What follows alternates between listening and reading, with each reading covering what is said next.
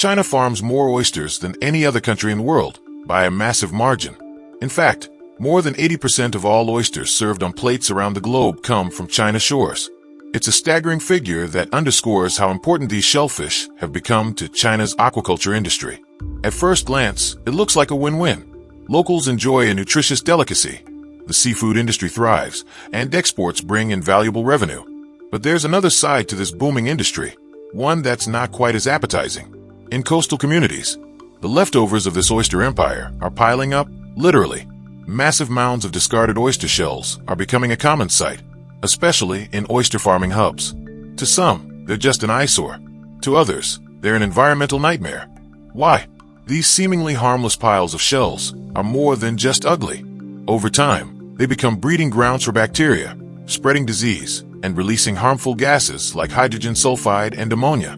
While the oyster itself is a natural organism, its shell doesn't biodegrade easily. Instead, it sticks around, accumulating year after year.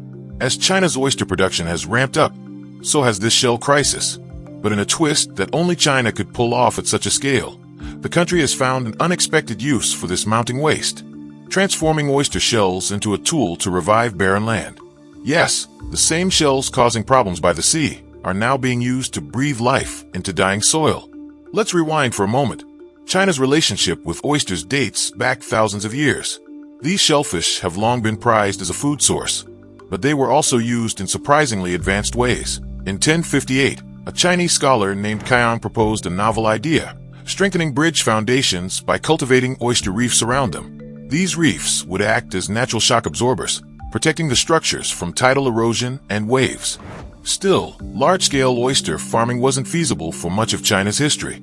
It wasn't until the 1980s that the industry really took off, driven by growing demand in modern aquaculture practices. With over 11,000 miles of coastline and ideal water conditions, China had the perfect ingredients for oyster farming.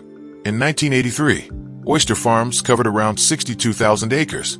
Just 3 years later, that number had jumped to 91,000. By 2020, the area exploded to an incredible 480,000 acres. The growth wasn't just in land use. China's production volume also skyrocketed. In 2006, annual output reached 3.89 million tons, already accounting for 81.5% of global oyster production. And that was before the industry's golden years. By 2020, with massive farms spread across the coastal provinces of Fujian, Guangdong, Guangxi, and Shandong, China was producing 5.4 million tons annually. No other country even comes close. But this boom came with a price. Only about 10% of an oyster's weight is edible. The rest is the hard, calcium-rich shell. And with billions of oysters being harvested every year, the shell waste quickly became unmanageable. In some towns, like Dongshan County in Fujian Province, shell piles stretch as far as the eye can see. These mountains of oyster shells don't just look bad. As they sit exposed to sun, rain, and air, they begin to release unpleasant odors and foster the growth of harmful microorganisms. Worse still, the shells emit gases that are toxic to both humans and nearby ecosystems. As of 2024, China is generating around 3 million tons of oyster shell waste per year, much of it dumped in sensitive coastal zones already under environmental stress. Meanwhile, scientists in places like Fujian were grappling with another issue: soil degradation. Years of overfarming and acid rain had stripped away fertility from large swaths of land. The soil was becoming too acidic for crops to thrive. The proposed solution? Oyster shells. Of course, it wasn't as simple as tossing them into the ground. Researchers developed a process to unlock the shell's hidden potential. First, the shells are heated to 472 degrees Fahrenheit, 245 degrees Celsius, in a process called calcination, which removes organic residues and makes the material more chemically active. Then they're ground into a fine powder, creating a natural soil conditioner rich in calcium and trace minerals. This approach was first tested on a 5-acre longan orchard in Fujian, where acidic soil had been damaging the fruit trees. By March 2022, powdered oyster shells were being added to the soil. Just 5 months later, in August, results were already showing. Soil pH levels increased, the ground became less acidic, and tree health improved. Cracked fruits became a thing of the past, and yields increased significantly. Why did it work so well? Oyster shells are primarily composed of calcium carbonate, a compound that neutralizes acidic soil and promotes the growth of beneficial microbes. These microbes help convert essential nutrients like nitrogen, phosphorus, and potassium into forms that plants can absorb more easily. The shells also contain trace elements like magnesium, copper, and iron, which further boosts soil fertility. The success didn't stop with longans. Chives planted in the same area saw a 57.8% boost in yield. The technique was then tested with other crops like tomatoes, pomelos, and lychees, with equally impressive results. In treated plots, pomelo soil pH rose by 1.1 units, and organic matter increased by nearly 28%. Tomato field saw a 10.5% rise in exchangeable calcium. Lychee soil pH jumped by 1.36 units. Organic matter, nitrogen, and calcium levels soared by 48%, 69%, and 32% respectively. Suddenly, a major waste problem had turned into a promising agricultural breakthrough. But what about other crops, like peanuts? Surprisingly, China is also the world's largest peanut producer. In 2013 alone, China harvested over 17 million tons of peanuts from 11 million acres, dwarfing even India's production despite India having more land under cultivation. However, peanuts, like many crops, began suffering from declining soil quality. Researchers decided to test the oyster shell conditioner on peanut fields, but the results were underwhelming. Although the soil's pH improved, yields continued to fall. The conclusion: while oyster shells help restore soil health, they're not a miracle fix for every crop, especially in regions facing complex agricultural challenges. Even so, efforts to repurpose oyster shells have continued.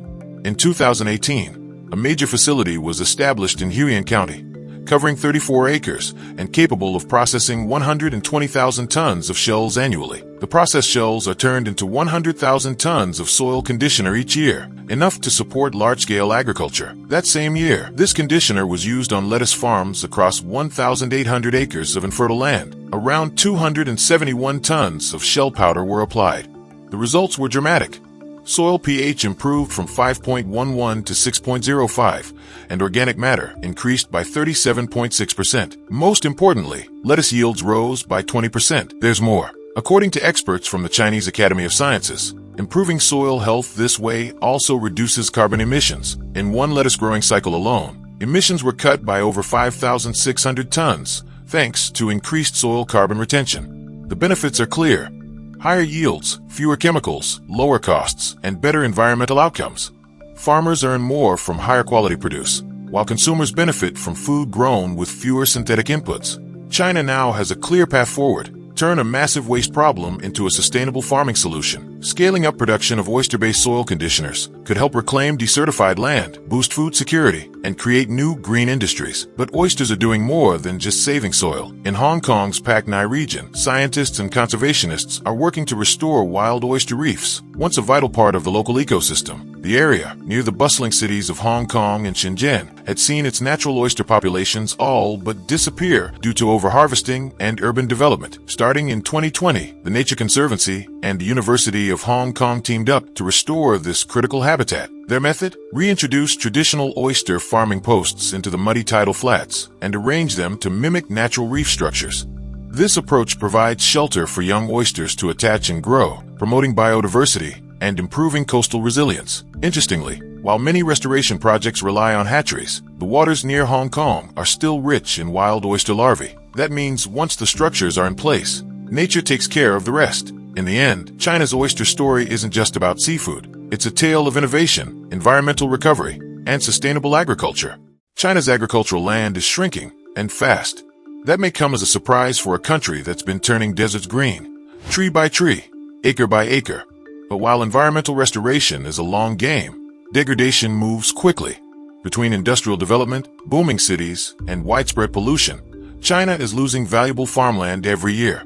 By the end of 2019, China's total arable land measured just under 494,000 square miles. That's a big number on paper, but it's a 6% drop from just a decade earlier, in 2009. The causes are clear: relentless urban expansion, growing industrial demands, inefficient farming practices, and serious environmental degradation. But China's response to this agricultural crisis includes a rather unexpected ally: the crayfish. Yes, crayfish. Those small freshwater crustaceans with snapping claws. It sounds strange, even absurd, but these little creatures are playing an outsized role in not just revitalizing farmland, but also in fighting poverty and transforming rural economies. Their journey from exotic novelty to agricultural powerhouse is one of the most fascinating stories in modern farming. The species making waves in China is Procambarus clarkii, commonly known as the red swamp crayfish. It's native to the southern United States, not East Asia. In fact, for most of China's history, crayfish weren't even part of the local ecosystem or cuisine. So how did they get there? The introduction of crayfish dates back to the Second Sino-Japanese War between 1937 and 1945. At the time, crayfish were kept as pets by some Japanese, and many were brought along during the occupation of parts of China. From there, they slowly made their way into China's rivers, lakes, and rice paddies, spreading quietly, unnoticed by most. For decades, they remained relatively obscure. But by the early 1990s, the story started to change. A culinary trend began to take hold. Crayfish dishes, often spicy, stewed, or soaked in wine, gained popularity in restaurants and street stalls across China. The public couldn't get enough. It was a culinary explosion that no one saw coming. Today, China consumes over 90% of the world's crayfish supply. That's more than 1 million tons of crayfish devoured each year. With such massive demand, it was only a matter of time before farming operations ramped up. From small family-run ponds to massive industrial-scale farms, crayfish cultivation has become a national phenomenon. According to China's Ministry of Agriculture and Rural Affairs, crayfish farming was already significant back in 2007, with an annual output of 265,000 tons. Less than a decade later, in 2016, that number had more than tripled to 850,000 tons. Wild-caught crayfish added another 49,000 tons to the total. But the real boom was yet to come. By 2022, China's crayfish production reached a staggering 2.5 million tons. The entire industry was valued at over 369 billion yuan, or about 53 billion US dollars. That's more than the GDP of some small countries. Crayfish were no longer just a culinary trend. They had become a cornerstone of the rural economy. One standout example is Shui County, located in eastern China's Jiangsu province. Known as the crayfish capital of China, Shui has transformed its economy around these crustaceans. By 2025, the county had established 165,000 acres of eco-friendly crayfish farming zones. Over 210,000 residents, more than the population of Salt Lake City, work in crayfish-related industries. Even the crayfish themselves have evolved. Through selective breeding, local farmers developed a line of crayfish that grow larger and reach maturity faster than the original imports. This faster-growing strain can earn farmers an additional 500 yuan per mu, a Chinese land measurement equal to about 1/6 of an acre. It's a significant economic boost in rural areas, where incomes are often limited. In Hubei province, another crayfish stronghold, the city of Xinjiang proudly boasts a 49-foot-tall crayfish statue, the tallest in the world, officially listed in the Guinness Book of Records. The city has become a tourist destination, often called the eco-city of crayfish, with restaurants, educational tours, and scenic farming zones all built around the industry. At one processing plant alone in Xinjiang, 500 workers handle 80 tons of crayfish in just a 10-hour shift. Multiply that by the hundreds of facilities scattered across China, and it becomes clear.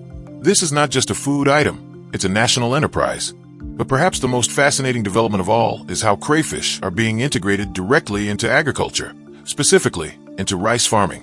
This method is known as integrated crayfish rice farming, and it's proving to be one of China's most promising sustainable farming innovations.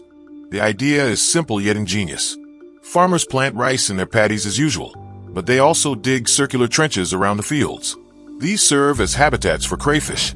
After the rice is harvested, the leftover straw is left in the field, and the paddies are flooded, creating an ideal nursery for young crayfish. The straw provides warmth and shelter during cooler months and eventually decomposes, becoming food for the crayfish. As omnivorous scavengers, crayfish feed on detritus, decomposing plant material, and small aquatic organisms. Their constant foraging keeps the paddies clean and reduces pests. Meanwhile, crayfish waste acts as a natural fertilizer, releasing organic carbon, nitrogen, and potassium, essential nutrients for rice growth. And there's more. When crayfish die, their bodies decompose and further enrich the soil. This cycle significantly reduces the need for chemical fertilizers and pesticides, resulting in cleaner, healthier rice and less environmental pollution. A study published in the Chinese Journal of Ecological Agriculture monitored integrated crayfish rice systems from 2005 to 2015.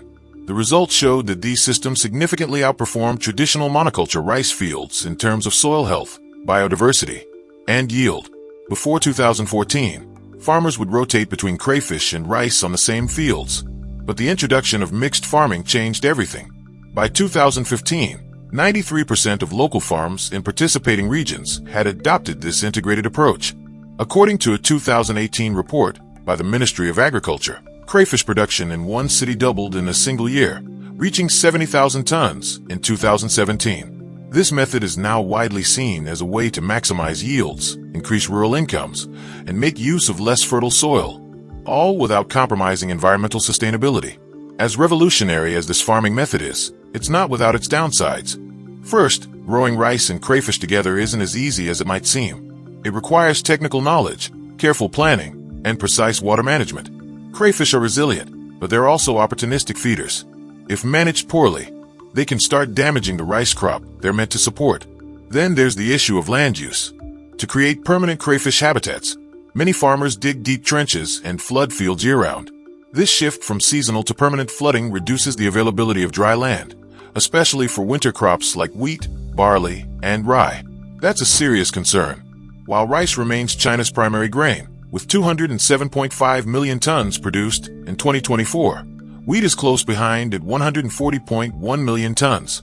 Wheat is essential for bread, noodles, dumplings, and other staples. Reducing wheat output could strain China's food security, especially as demand continues to rise. One striking example comes from the Yangtze River Basin, where over 1.6 million acres of rice and crayfish fields used to support winter wheat cultivation. Now, much of that land stays underwater year-round, making it unsuitable for wheat farming. And that's just one region. This growing tension between aquaculture and dry farming raises important questions.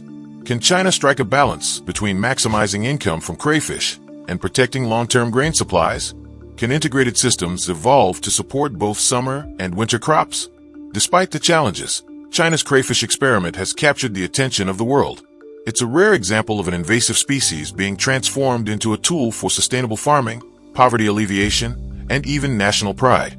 From obscure foreign invader to economic driver, crayfish have changed the face of rural China. They've turned remote counties into thriving communities, reduced reliance on chemical fertilizers, and offered a viable path for regenerating degraded land. Throughout history, deserts have both challenged and inspired human progress. Along ancient trade routes, such as the Silk Road, caravans braved shifting sands to exchange goods, ideas, and culture. Even so, deserts remained a persistent threat, capable of swallowing entire cities and forcing populations to relocate in search of fertile land. In modern-day China, deserts still pose significant challenges, yet they have also become the focus of one of the most ambitious environmental transformations in recent history. Over the past few decades, China has undertaken large-scale projects to halt and even reverse the spread of its deserts.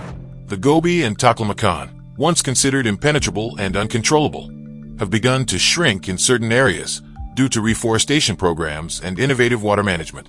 At the same time, China's rapid industrialization has placed unprecedented demands on resources like sand and water, sparking further concerns for sustainability. China's deserts comprise a significant portion of its northern and western territories.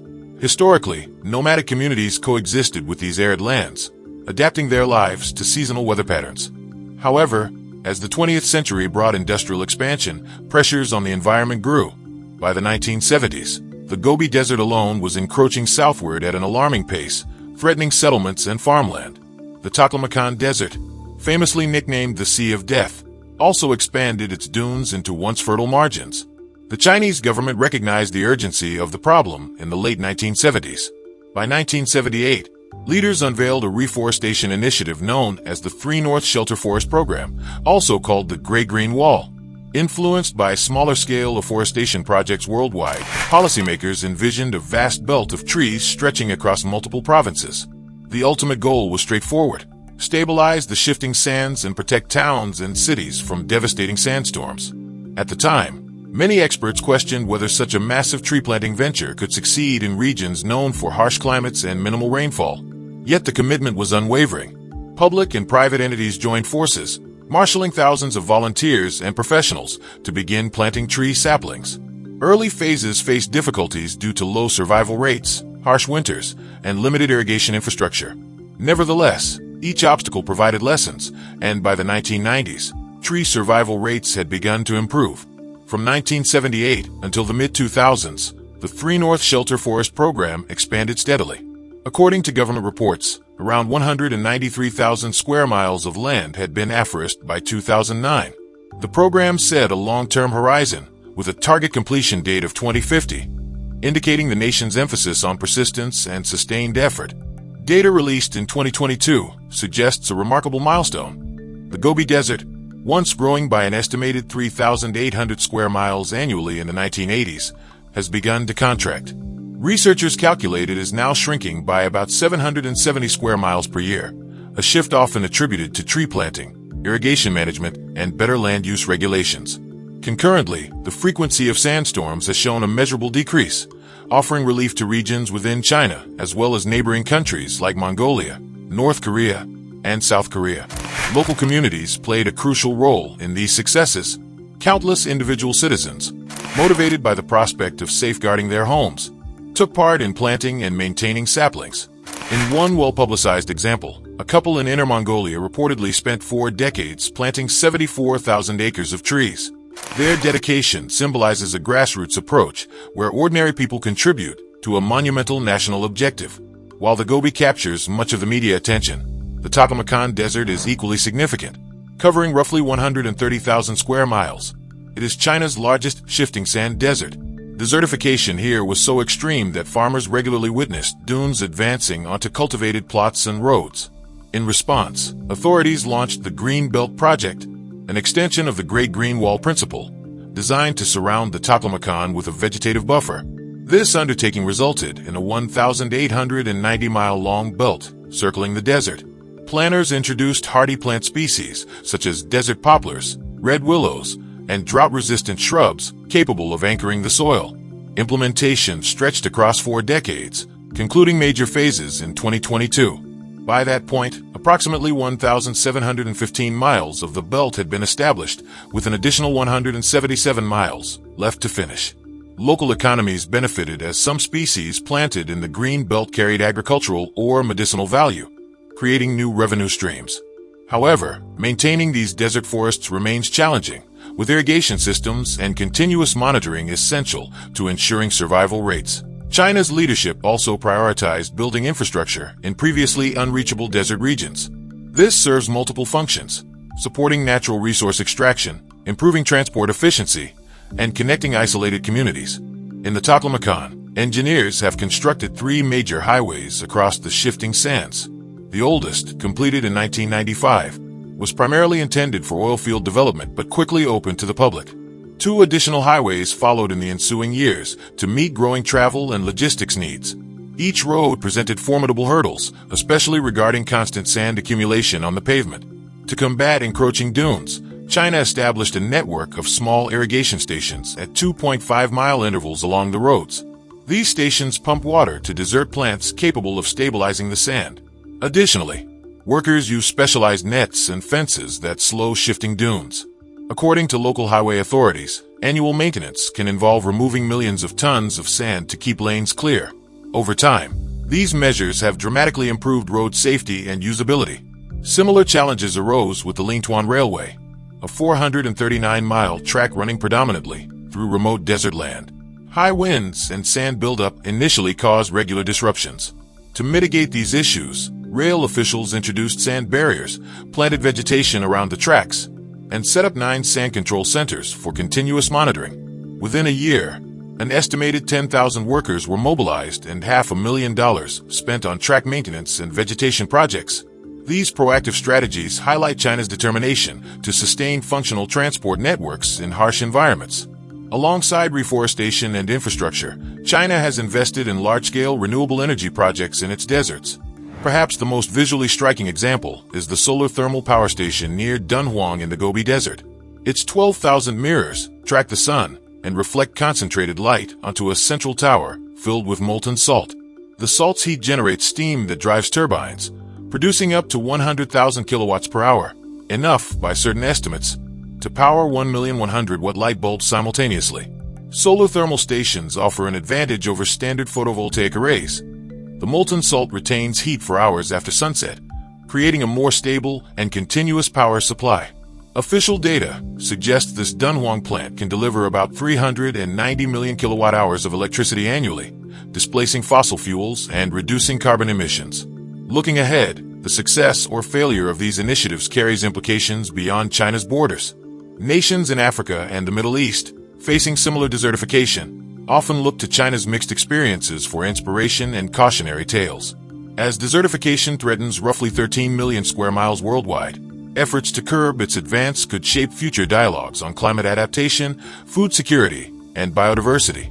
China's response to desertification is still unfolding. The 3 North Shelter Forest Program, scheduled to run until 2050, shows that the country views its deserts as long-term, strategic concerns rather than short-term obstacles. Ongoing research into drought-resistant species, water-saving irrigation, and renewable energy may pave the way for new breakthroughs. A country once plagued by expanding deserts has proven that human determination can shape landscapes, often for the better. Yet these strides remain delicate, reliant on careful stewardship of resources and balanced economic strategies. Whether these efforts ultimately yield enduring ecological health or create further unintended consequences will hinge on the continuous refinement of technology, policy, and public engagement. China's history of monumental construction stretches back over 2,000 years, with projects like the Great Wall and the Grand Canal standing as symbols of human tenacity and vision. These early feats, achieved through vast mobilization of manpower and rudimentary tools, shaped trade, territory, and culture across centuries. Today, China's drive to build remains undiminished, yet it has evolved into a highly mechanized, technology-intensive endeavor, from coastal reclamation to high-speed railways spanning thousands of kilometers. The country's approach to infrastructure development has undergone a sweeping transformation.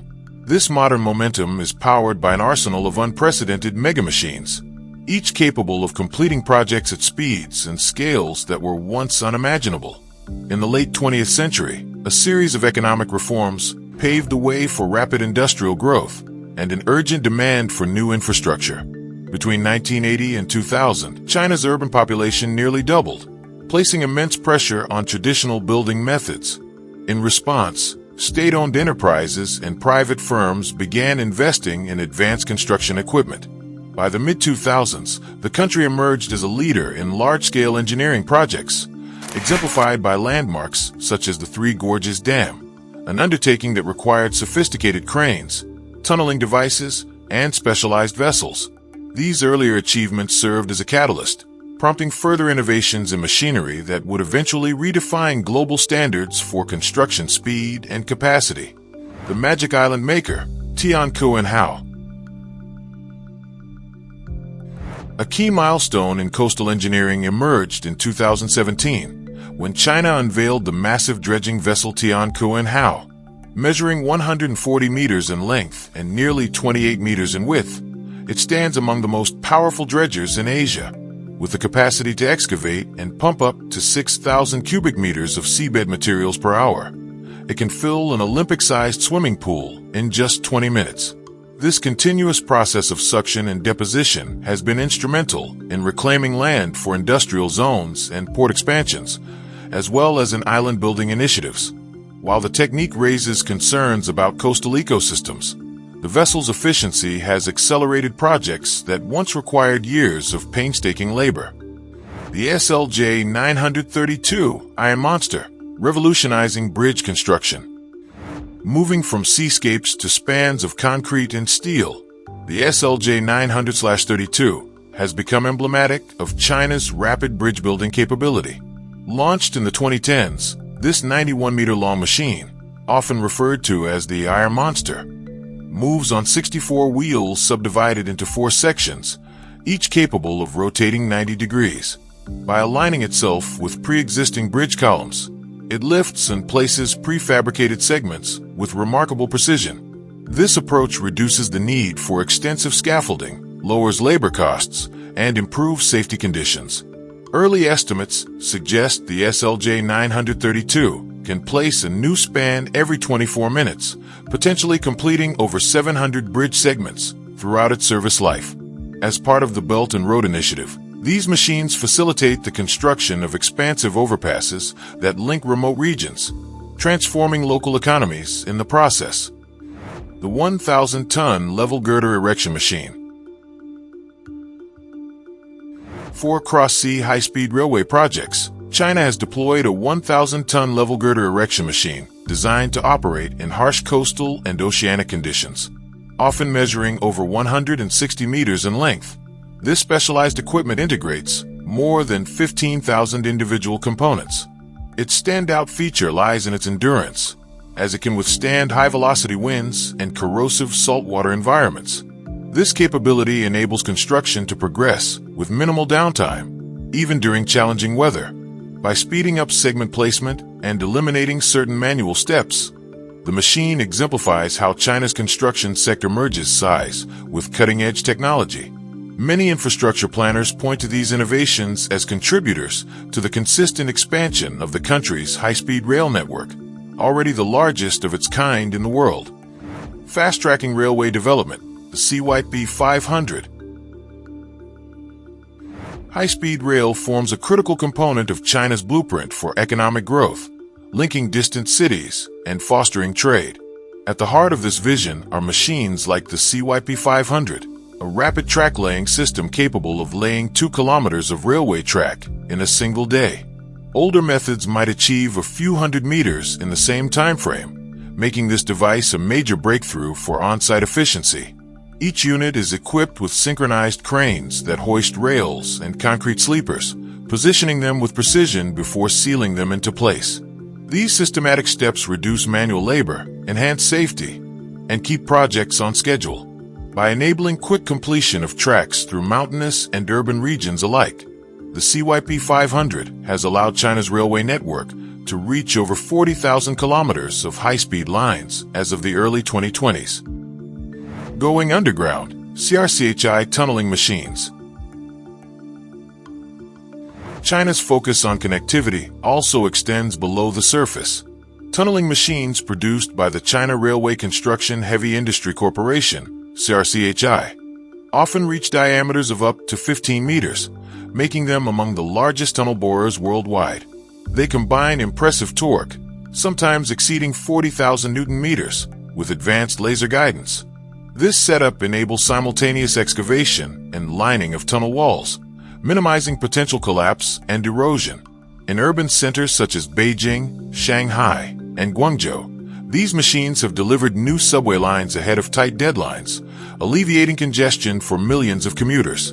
In mountainous provinces, similarly configured tunnel borers drill through challenging rock formations to pave the way for expressways and high-speed rails. These feats underscore the integral role of mechanized tunneling in China's broader infrastructure strategy. Heavy lifting, XCMG 4,000-ton crawler crane. For projects requiring massive lifts, like placing large prefabricated components in power plants or erecting wind turbines, China has turned to crawler cranes with previously unthinkable capacities. The XCMG 4,000-ton crawler crane exemplifies this, capable of lifting loads equivalent to 4,000 average sedans at once. Standing at over 100 meters in height when configured for maximum lift, it leverages a robust lattice boom and complex counterweight system. Its ability to place massive sections with millimeter precision has redefined how engineers approach plant construction and industrial assembly. By making it feasible to pre-build large modules off-site, the crane reduces assembly times and improves quality control, benefiting projects that emphasize safety, like nuclear facilities. Zoomlion ZCC32000, another giant in the crane world.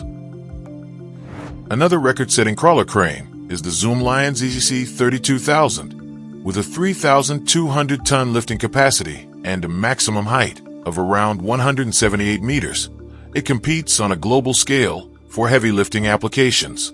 Equipped with modular design features, this crane can be swiftly assembled on-site, which is an important advantage for large-scale energy developments, such as wind farm installations and petrochemical expansions. Operators can maneuver multi-ton components with millimeter-level accuracy, a critical factor for delicate equipment like reactor vessels. This precision also reduces the risk of workplace accidents.